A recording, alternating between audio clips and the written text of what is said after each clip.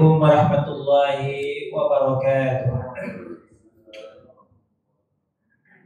Alhamdulillahi rabbil alamin. Allahumma salli ala Sayyidina Muhammad wa ala alihi wa sahbihi ajma'in. Subhanaka la ilma lana illa ma 'allamtana innaka antal alimul hakim. Rabbi shrah li sadri wa yassir li amri wahlul 'uqdatam min lisani yafqahu qawli, amma ba'd. Yang dihormati Tuan Imam, Tuan Bilal, Tuan Kuasa Masjid, sidang jemaah, moga-moga kita dirahmati Allah Subhanahu wa ta'ala. Malam ini kita sambung semula membicarakan beberapa perkara berkait dengan amalan zikir. Kita sambung halaman 9. Jadi bulan sudah kita melihat masalah zikir adalah amalan paling afdal. Tetapi ada perbezaan di antara riwayat hadis tu. Ada hadis yang kita tengok muka surat 8 tu, amalan yang paling baik ialah zikir kepada Allah Subhanahu wa ta'ala, sehingga lebih baik daripada mati berjihad pada jalan Allah. Ya, agak-agak mana lebih baik? Mati berjihad pada Allah kan zikir kan? Duduk di masjid zikir ya? Jihad yang ada lebih baik. Which one is better? First one. Pasal kita tanya lebih baik, dia kata dua baik dah, lebih baik. Which one is better? Jihad. Berjihad. Tapi dalam hadis ni kata zikir ni lebih baik daripada berjuang sehingga musuh penggal kepala kamu mati jadilah. Dia kata zikir lebih baik, tapi Haji kata berjihad lebih baik. Kontra di antara riwayat. Dia sebenarnya tak kontra pun. Dia tak kontra, dia cuma sudut pandang yang berbeza. Hadis ni Nabi cakap masa ni, hadis lain Nabi cakap macam lain pula, sebab suasana tu kadang-kadang jawab kepada orang kepada orang ni tengok dia malas zikir, Nabi kata zikir lebih baik bagi dia lebih, adalah hadis tu tak sebut bagi dia, macam umum kan. Tengok kawan ni malas berjihad, tapi sebut amalan jihad. Jadi itu sudut pandang sesuatu riwayat hadis tu kita kena tengok. Jadi kena tengok keseluruhan perkara tu. Macam juga kita kata perbezaan antara sambut maulid dengan tak sambut maulid. Sambut maulid dengan tak sambut maulid. Kita sambut maulid. Kita sambut maulid, tapi ada kawan-kawan kita, bahkan ada ulama yang tidak sambut maulid Nabi sallallahu alaihi wasallam. Jadi kenapa kita sambut maulid dan kenapa ada orang dia tak sambut, bahkan dia tolak amalan maulid Nabi sallallahu alaihi wasallam. Kalau kita tengok sempit, dia akan bergaduh. Tapi kita tengok cara yang lebih luas di antara sambut maulid dengan tak sambut maulid. Kita tengok cara sempit dulu, cara bergaduh. Yang sambut maulid, dia berpegang kepada konsep bid'ah hasanah. Bid'ah hasanah. Bid'ah ni ialah melakukan suatu perkara yang Nabi tidak lakukan. Melakukan suatu perkara yang tidak Nabi lakukan, itu namanya bid'ah. Ya. Dan biasanya bid'ah ni sesat. Biasanya bid'ah ni sesat. Tetapi para ulama kaji lagi, maka majoriti para ulama menyatakan ada perkara bid'ah tapi dia hasanah.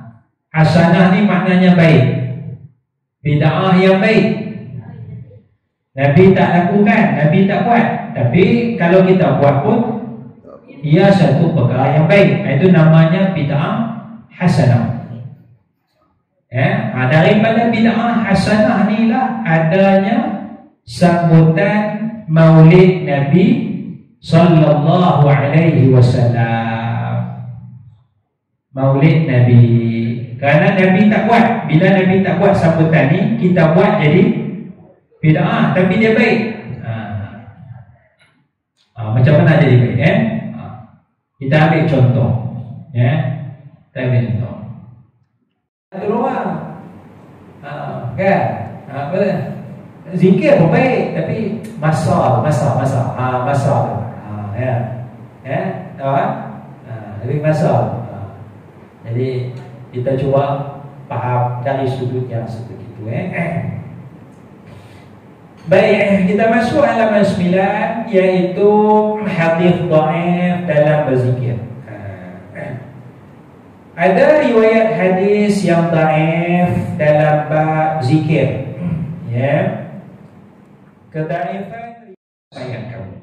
Baik, dalam hadis ni hadis dhaif. Hadis direkodkan oleh Sunan Abi Daud dan sebagainya. Hadis ini dihukum sebagai hadis dhaif. Ya, bila tengok takhrij hadis ni, ya, sebahagian ulama menyatakan hadis ni hadis dhaif. Baik, kita cuba tengok sama ada kedhaifan hadis ni menafikan amalan itu ataupun tidak.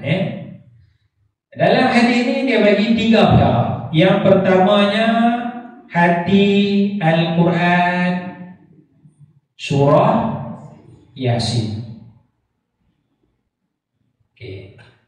Hati Al-Quran surah Yasin. Jadi oleh kerana hadis ni dhaif, sebahagian orang dia keras menolak penamaan Yasin sebagai hati Al-Quran. Kerana hadis ni dhaif, dia tolak. Dia tolak. Baik, di sini kita cuba faham, adakah jadi masalah kalau kita menerima hadis dhaif ini, hati Al-Quran Yasin? Ada masalah? Kita ambil beberapa contoh. Kita wajib beriman kepada para nabi, para rasul. Kita wajib beriman kepada para nabi, para rasul. Itu perkara asal, beriman. Beriman kepada nabi dan rasul. Kepada nabi dan rasul, ya. Tapi dalam cara bab beriman ni, dalam kitab dia akan sebut bilangan para nabi apa?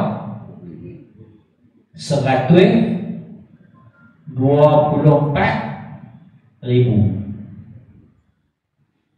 Bilangan para nabi 124,000. Di mana sumber menyatakan bilangan para nabi 124,000?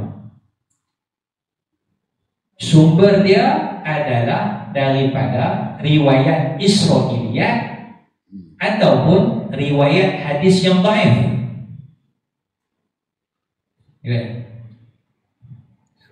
Jadi walaupun sumber dia sama ada riwayat Israiliyat, Yahudi ahli kitab, ataupun riwayat hadis yang dhaif, tetapi para ulama akidah dia tetap menyatakan bilangan para nabi 124,000 berdasarkan hadis yang dhaif. Sebab apa? Karena bilangan para nabi itu banyak. Banyak tu banyak mana? Oh, kita ada sumber yang dhaif nyatakan 124,000. Penting sangat kan bilangan ni? Tidak. Yang pentingnya yang ni beriman ni. Beriman. Jadi dalam Quran Allah menyatakan minhum man qasasna 'alaika wa minhum man lam naqsus 'alaik. Di kalangan para nabi, para rasul tu ada yang Allah ceritakan 25 orang, dan ada para nabi, para rasul Allah tak ceritakan. Jadi yang tak cerita tu banyak mana? Oh, kita ada satu sumber sudah datang menyatakan 124 itu je lah nak beritahu. Maknanya lebih kuatlah 124 itu. Kalau kita tak percaya apa tak apa. Kerana yang penting beriman. Bukan percaya bilangan ni. Yang penting beriman. Tapi ulama bertoleransi kerana riwayat hadis tu sahih. Contoh yang kedua, kita wajib beriman kepada para malaikat, betul?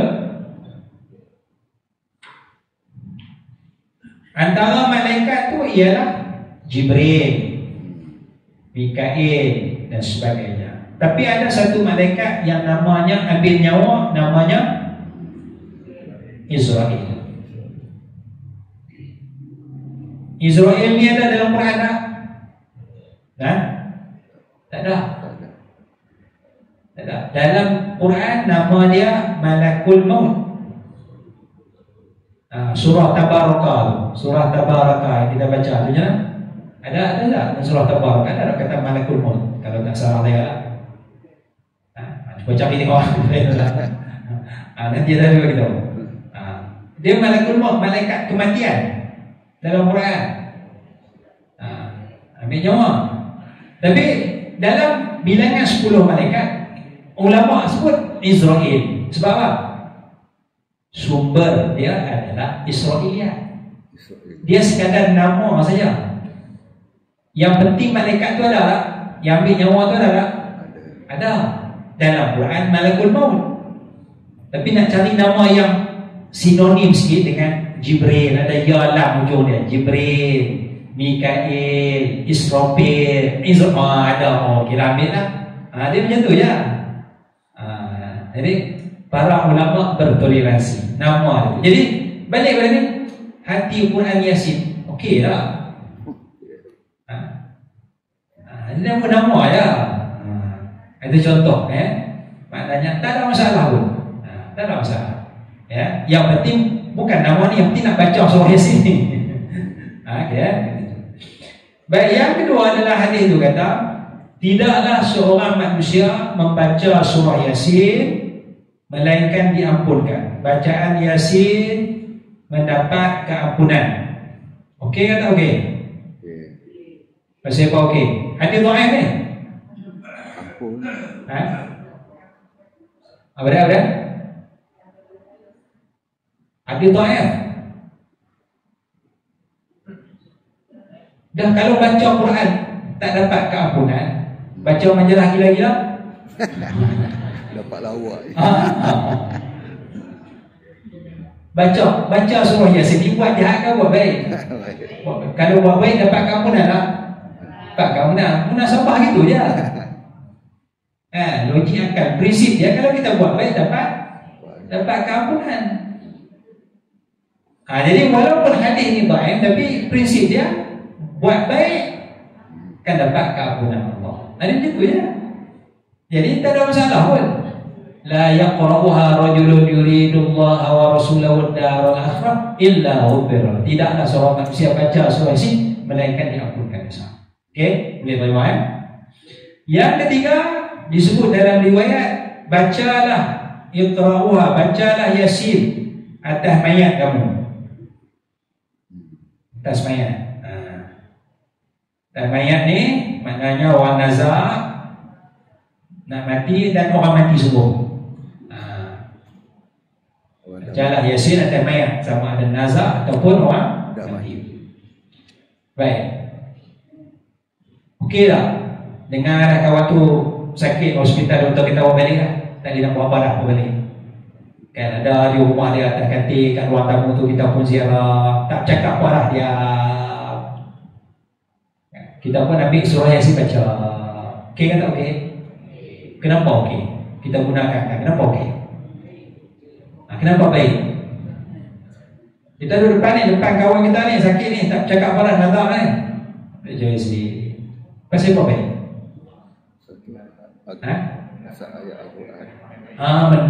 Mendengar kepada dia kalimah yang baik. Kita yang baca dapat pahala tak? Kita dapat pahala. Dah kalau tak dibaca yang ni, kita pun duduk depan dia, celaka sungguh, pemain bola tu sepak tak masuk. Kawan duduk atas dia kata, pasal tak boleh baca yang sini, kita sembang bola, kita sembang politik depan dia. Sesuai tak? Masih apa tak sesuai? Kawan tak mati dah, tak mau dah bola-bola, tak mau dah. Dah dia minat bola. Kawan yang datang ni minat bola, ya memang dia minat bola tak apa lah, bukan masalah. Jadi kita datang baca yang sini lah. Nama itu lah munasabah lah. Begitu je kita tiada mainan. Yang penting kan, kalau kita ada masalah, jadi kita ada masalah, kita baca qul Allah, Fatihah, qul Allah ya Allah qul lah, nanti baliklah. Kita ada masa lama sikit, duduk 15 minit, 20 minit, kita nak buat apa? Takkan duduk diam saja kan? Nak sembang dengan keluarga dia, sembang kat luar lah. Kan duduk depan mayat ni, baca Yasin, nak isi masa. Jadi okey lah. Okey, ada doa tapi tak ada masalah. Ya, tak ada masalah. Jadi hadis ini dihukum sebagai hadis dhaif, tetapi kedaifan riwayat hadis ini tidak menafikan kelebihan membaca surah Yasin. Hal ini demikian kerana bacaan surah Yasin termasuk dalam bacaan Quran. Bacaan surah Yasin ke atas mayat atau orang nazar bukanlah satu perkara mungkar atau perkara maksiat, bahkan ia diterima baik dalam masyarakat Islam. Itu satu contoh. Contoh yang kedua, muka surat 10, daripada Abu Hurairah radhiyallahu anhu, sabda Nabi SAW, jaddidu imanakum, perbaharilah iman kamu. Dan hadis itu sebut aksiru min qawli la ilaha illallah, banyakkanlah menyebut kalimah la ilaha illallah. Baik, riwayat hadis ini dikatakan dhaif. Kedaifan riwayat ini tidak menafikan amalan untuk berzikir dengan kalimah tauhid, yaitu kalimah la ilaha illallah. Sebab apa? Sebab kalimah la ilaha illallah ada tak dalam Quran? Ada tak dalam hadis yang sahih? Jadi walaupun hadis dhaif, tapi dia ada sumber-sumber yang lain. Yang lain suruh sebut la ilallah, mungkin tak suruh banyak. Tapi hadis ni dhaif, dia suruh banyak. Boleh tak kita banyak? Boleh, harus. Kata kita, bagaimana kita nak beramal dengan riwayat hadis yang dhaif. Jadi kaedah dia, kedaifan riwayat hadis tidak menafikan amalan. Hadis dhaif kita katalah hadis dhaif, tapi amalan tu belum tentu dhaif. Sama juga, begitu juga riwayat hadis palsu. Hadis palsu yang terkandung dalam hadis palsu, jika jelas amalan itu adalah baik atau terkandung dalam masyarakat yang baik. Hadis palsu, palsulah. Kita kena kata hadis palsu. Kita tak boleh berbohong atas nama Nabi. Oleh kerana amalan dalam hadis itu baik, kita pun kata ini hadis Nabi, walaupun kita tahu hadis itu palsu. Tak boleh, dosa besar. Kerana Nabi memberi ancaman, sesiapa yang berdusta atas nama Nabi secara sengaja, sediakan tempat daripada neraka. Itu Nabi bagi amalan. Baik, kita tengok contoh. Contohnya hadis palsu. Sesiapa yang membantu seorang anak yatim, maka akan diberi pahala 1000 orang mati syahid. Hadis palsu Macam mana hadis palsu? Saya reka, riwayat saya reka. Baik, oleh kerana hadis ini palsu, bagaimana amalan membantu anak yatim? Boleh diamalkan atau tidak? Tapi hadis ni palsu. Hadis ni palsu. Kena kata palsu lah. Tapi amalan tu memang ada dalam agama.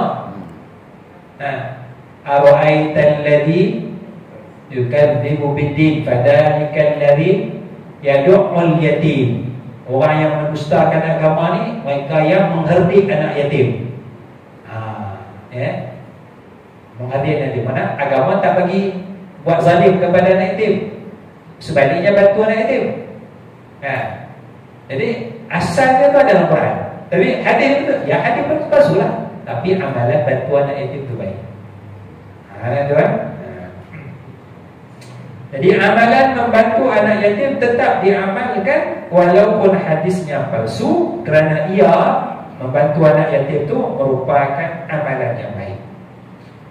Contoh yang lain, jika ada hadis menyebut bahawa sesiapa yang berselawat dengan memakai baju bendera Malaysia, maka diampunkan dosanya. Hadis sahih kah, hadis dhaif kah, hadis palsu? Hadis sahih kah, dhaif kah, palsu? Macam mana tahu palsu? Ada bendera Malaysia, hadis palsu. Tapi selawat tu boleh amal tak?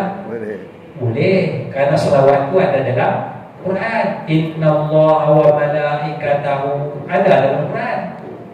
Jadi hadis ni kita tolak. Bukan tolak amalan tu, hadis tu kita tolak. Kita nak kena coba. Jadi kaedah dia, kepalsuan riwayat hadis tidak menafikan amalan dalam hadis tu. Kena tengok lagi amalan tu. Ribah dia dah sumber. Baik, jadi antara zikir yang ada dalam riwayat hadis dhaif dan riwayat hadis sahih, seyogia diamankan zikir dalam riwayat hadis yang sahih. Itu keutamaan saja. Tapi dalam kitab, banyak kitab zikir, para ulama memasukkan hadis sahih dengan hadis dhaif sekali. Pasal konsep ataupun dasar yang disebut diterima oleh para ulama masih lagi menerima baik zikir-zikir walaupun riwayat hadisnya dhaif. Wallahu a'la wa a'lamu bis-shawab. Subhanakallahumma wa bihamdik, asyhadu an la ilaha illa anta, astaghfiruka wa atubu ilaik. Wassalamualaikum warahmatullahi wabarakatuh. La ilaha